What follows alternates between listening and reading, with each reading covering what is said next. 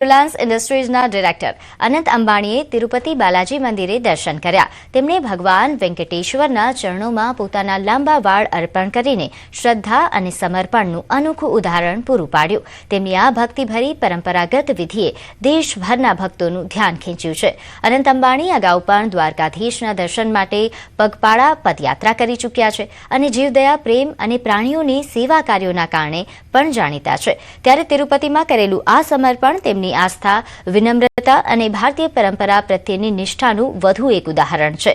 અનંત અંબાણીનું આ સમર્પણ દર્શાવે છે કે આધુનિક જીવનમાં પણ આસ્થા અને પરંપરા પ્રત્યેની નિષ્ઠા આજે પણ અડગ છે.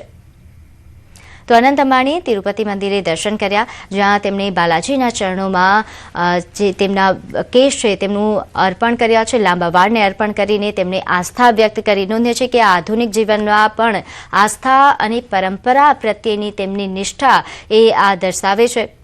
આ પહેલાં પણ તેઓ આવી ધાર્મિક યાત્રાઓ કરી ચૂક્યા છે. દ્વારકામાં પણ તેમણે પગપાળા યાત્રા કરી હતી.